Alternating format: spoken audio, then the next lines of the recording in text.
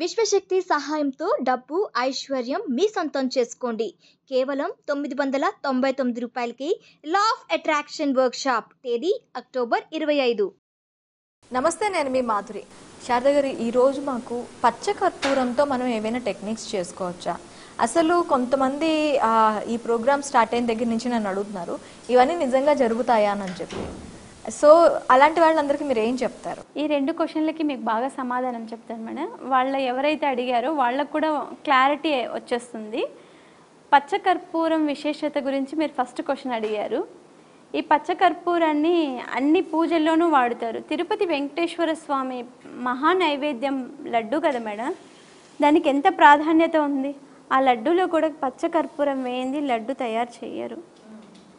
ఎందుకంటే అది లక్ష్మీ కటాక్షానికి పచ్చ కర్పూరాన్ని యూజ్ చేస్తూ ఉంటారు. మనకు కలిసి రావట్లేదు, అన్నీ ఉంటున్నాయి మేడం. డబ్బు ఉంటుంది, మనశ్శాంతి ఉంటుంది, అన్నీ ఉంటుంది. ఒక్కొక్కసారి మనం ఏ పని అనుకుంటున్నా అది సక్సెస్ అవ్వదు. ఒక ల్యాండ్ కొనాలని వెళ్తున్నాము, మన చేతుల దాకా వస్తుంది, అది ఆగిపోతూ ఉంటుంది. లేకపోతే మన పిల్లలకి పెళ్ళి చేయాలనుకుంటున్నాము, అది సంబంధం మన డోర్ దాకా వస్తుంది, ఏదో చిన్న మిస్టేక్ కారణంగా దూరం అయిపోతూ ఉంటుంది. మిస్టేక్ లేకపోయినా ఒక్కొక్కసారి దూరం అయిపోతుంది. లేకపోతే మనకు పిల్లలు బాగా చదువుకుంటుంటారు, ఉన్నట్టుండి చదువుకోకుండా అయిపోతుంది. అంటే మన బాడీలోనూ మన ఇంట్లోనూ నెగిటివిటీ ఉంది అని దానికి సిమ్టమ్ అన్నమాట. దగ్గర దాకా వచ్చి వెళ్ళిపోతున్నాయి అంటే నెగిటివిటీ ఉంది అని. నెగిటివిటీ పోవాలంటే పాజిటివిటీని తెచ్చుకోవాలి. ఈ పచ్చకర్పూరం అనేది పాజిటివిటీ తెస్తుంది మేడం. దాని స్మెల్ చూసినా కూడా మనకి మైండ్లో పాజిటివిటీ వస్తుంది. కాన్షియస్ మైండ్ బాగా పనిచేస్తుంది, ఆలోచన శక్తి బాగా పెరుగుతుంది పచ్చకర్పూరాన్ని. అదే మనం వంటల్లో వాడితే లడ్డు లాంటి పదార్థాలు చేసేటప్పుడు పచ్చకర్పూరాన్ని కొంచెం మోతాదులో వేస్తే దానికి ఒక ఫ్లేవర్ వస్తుంది, దానికి ఒక టేస్ట్ వస్తుంది. అదే లక్ష్మీదేవి అనుగ్రహం కోసము పచ్చకర్పూరాన్ని ఎక్కువగా వాడుతుంటారు. అప్పులున్న వాళ్ళు చాలా ఎక్కువ మితిమీరిన అప్పులు చేసేస్తుంటారు, ఎలా తీర్చాలో తెలియక సతమతం అవుతూ ఉంటారు. అలాంటి వాళ్ళు కూడా ఈ పచ్చకర్పూరంతో చాలా టెక్నిక్స్ చేయొచ్చు మేడం. ఈ పచ్చకర్పూరాన్ని ప్రతిరోజు మనము ఒక రాగి చెమ్ములో వేసి ఒక మూలన, ఈశాన్య మూలన ఒక ప్లేస్లో పెట్టాము అనుకోండి, మన ఇంట్లో ఫస్ట్ నెగిటివిటీ రాకోకుండా చేస్తుంది. మనకి ఏవైనా అప్పులు ఉన్నాయి అనుకోండి, ఆ అప్పులు కూడా తగ్గటానికి, లక్ష్మి రావటానికి అనుగ్రహం చూపిస్తూ ఉంటుంది. లక్ష్మిని ఆకర్షించే అనుగ్రహం చూపిస్తుంది.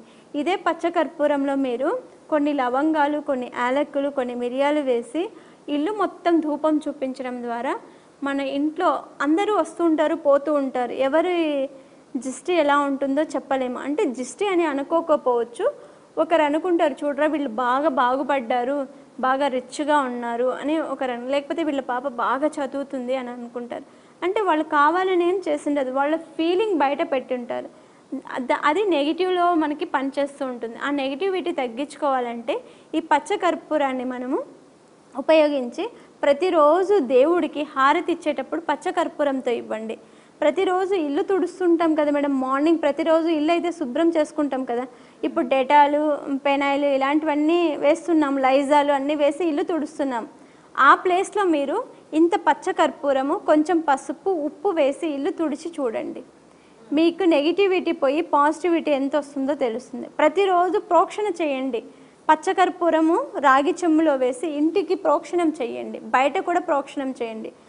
దానివల్ల మీకు లక్ష్మీ కటాక్షం అనేది చాలా బాగా జరుగుతుంది మేడం. పచ్చకర్పూరానికి ఇది చాలా చాలా విశేషంగా మనము వాడుతూ ఉంటాము. పూజలకు కూడా ఎక్కువగా యూజ్ చేస్తున్నాము. తిరుపతి దేవస్థానం లాంటి వాటికి కూడా రుచి తీసుకురావడానికి వంటల్లో కూడా వాడుతున్నాము. మీరు ఇంకొక క్వశ్చన్ కూడా నన్ను అడిగారు మేడం, ఇవన్నీ జరుగుతాయా, నమ్మచ్చా అని అడిగారు నన్ను ఒకరు అని అంటున్నారు. ఇప్పుడు నాకు మా అమ్మని నాకు ఎవరు చెప్పారు మేడం? కదా మేడం, ఎవరి పిల్లలకి వాళ్ళ మదరే నేనమ్మ నీ తల్లిని అంటారు. అదే పుట్టిన వెంటనే వేరే వాళ్ళకి ఇచ్చేసారనుకోండి, మన పొట్టల నుంచి బయటకు వచ్చిన వెంటనే తీసేసి వేరే వాళ్ళకి ఇచ్చేసారనుకోండి, అక్కడ పెరిగి పెరిగి పెద్దయి ఆ తల్లి అనుకుంటుంది కదా, పెంచిన ఆవిడనే తల్లి అనుకుంటుంది కదా. కానీ ఆ బిడ్డకి జన్మనిచ్చిందైతే మనమే కదా, మనకే తెలుస్తుంది కదా. అంటే ఒక శిశువుకు మనం ఇంట్రడ్యూస్ చేస్తున్నాము అంటే కూడా నమ్మకాన్నే కలుగజేస్తున్నాం కదా మేడం. ఇది మీ తల్లి, ఆ తల్లి మీ తండ్రి ఎవరు అని అడిగితే ఎలా చెప్తుంది? ఇదిగో మీ డాడీ అని చూపిస్తుందా లేదా మేడం? ఆ పిల్లనికి నమ్మకం కలిగిస్తున్నాం కదా వాళ్ళ ఫాదరు అని చెప్పి. ఇప్పుడు శివుడు మనకి జన్మనిస్తాడు అంటాడు, కారణజన్ముడు శివయ్య అని అంటారు. కానీ మనకు కారణజన్ముడు మన తండ్రి కదా మేడం.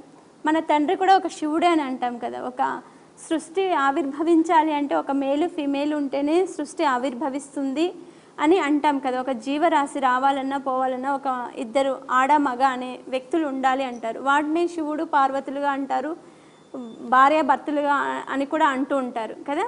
ఇప్పుడు భగవంతుడు మనల్ని సృష్టించాడు, బ్రహ్మదేవుడు రాతను రాశాడు.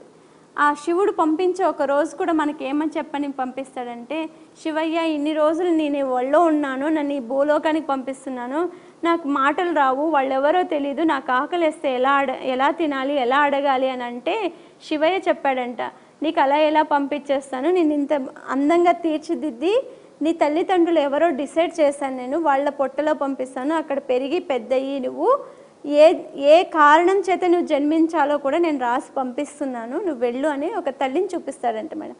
ఆ తల్లి మోసి నవమాసాలు మోసి ఆ పిల్లని బయటకు తీసి ఆ తల్లి నేను నీ తల్లిని అని చెప్పుకుంటుంది. నాకు తండ్రి ఎవరు అని మాటలు వచ్చినప్పుడు పిల్లవాడు అడిగితే స్పర్శ చూపించి డాడీ డాడీ డాడీ గడ్డం చూసి, ఇప్పుడు అమ్మ స్పర్శకి తండ్రి స్పర్శకి తేడా ఆ పిల్లోడు గ్రహిస్తాడు. నమ్మకం కూడా అంతే మేడం. మీరు ఏ పనైనా ఇవన్నీ చెప్తున్నారు మేడం, ఇవి నమ్మచ్చా అంటే మీరు నమ్మితేనే చేయండి. ఫస్ట్ నమ్మకం కావాలి. నేను చేయమని ఎవ్వరికీ చెప్పట్లేదు, మీకు ప్రాబ్లమ్స్ ఏమైనా ఉంటే చెయ్యండి అని చెప్తున్నాను. నేను ఎవరిని బలంతానే చెయ్యండి, ఇది చేయండి, అది చేయండి అని చెప్పట్లేదు. నమ్మకంతో చేసే ఏ పనైనా సక్సెస్ అవుతుంది, 100% సక్సెస్ అవుతుంది. ఇప్పుడు పెద్ద పెద్ద సైంటిస్టులు చదువుకొని తిరుమల తిరుపతి దేవస్థానానికి ఎందుకు వెళ్తున్నారు మేడం? వాళ్ళు సైంటిస్టులు కదా, వాళ్ళకి దేవుడితో పని ఏముంది? ప్రతిదీ కూడా ఒక నమ్మకం ఉంటే చెయ్యండి, నమ్మకం లేకపోతే చేయకండి. ఏదైనా కానీ ఒక పని చేయాలంటే ఫస్ట్ నమ్మకం ఉండాలి. ఒక సైంటిస్ట్ కూడా నేను సైంటిస్ట్ అవుతాను అని నాలో నమ్మకం ఉన్నప్పుడే నేను సైంటిస్ట్ అవుతాను. నేను ఒక హౌస్ వైఫ్ అవ్వాలి అంటే కూడా నాకు కూడా కొన్ని క్వాలిటీస్ ఉండాలి. ఆ హౌస్ వైఫ్ అవుతాను అనే నాకు నమ్మకం ఉన్నప్పుడే నేను ఫ్యామిలీ లైఫ్లోకి వస్తాను. నేను ఒక ఉద్యోగం చేయటానికి నేను సూటబుల్ పర్సన్ని, నాకు ఉద్యోగం కావాలి అన్నప్పుడు నువ్వు చదువుతావు, రాస్తావు, దాని గురించి ఆలోచన చేస్తావు, ఆ ఎగ్జామ్ ఎలా విన్ అవ్వాలి, ఎలా కాంపిటేటివ్ వరల్డ్లో వెళ్ళాలని నువ్వు నమ్మి అక్కడికి వెళ్తావు. నీ నమ్మకం ఎంత ఉన్నా కూడా 90% మనకు హార్డ్ వర్క్ ఉండాలి, 5% లక్ ఉండాలని కూడా అంటారు కదా మేడం. ఆ 5% లక్ రావడం కోసమే ఈ రెమెడీస్ అన్నీ చెప్తున్నాం మేడం. ఎవరి నమ్మకం వాళ్ళది మేడం. నేను ఒక దేవుడిని నమ్ముతాను, కొంతమంది దయ్యాన్ని కూడా నమ్ముతారు, కొంతమంది క్షుద్ర పూజలు నమ్ముతారు, కొంతమంది దేవుళ్ళు నమ్ముతారు. ఏదైనా చేయండి, మీ నమ్మకం మీకు ముఖ్యం, ఆ నమ్మకంతో పని చేయండి అని నేను చెప్తాను మేడం. శారద గారు వెబినార్ కండక్ట్ చేస్తున్నారని తెలిసింది, ఈ వెబినార్ ప్రాముఖ్యత ఏంటంటారు? ఈ వెబినార్ చాలామంది కాల్స్ చేస్తున్నారు మేడం, మేనిఫెస్టేషన్ టెక్నిక్స్ నేర్పండి అని చెప్పి చాలామంది మనకి అడుగుతున్నారు. దాంతో ఒక వర్క్షాప్ కండక్ట్ చేస్తున్నాం మేడం. అక్టోబర్ 25కి వెబినార్ స్టార్ట్ అవుతుంది మేడం. 24th లోపల మీరు రిజిస్ట్రేషన్ చేసుకోండి, గూగుల్ ఫామ్ ఫిల్ చేసి. మా ఫీజు 999గా కేటాయించాం మేడం. మీకు ఏమైనా డీటెయిల్స్ కావాలంటే కింద స్క్రోల్ అవుతున్న నెంబర్కి కాంటాక్ట్ అవ్వండి మేడం. ఓకే అండి, థ్యాంక్ యూ వెరీ మచ్.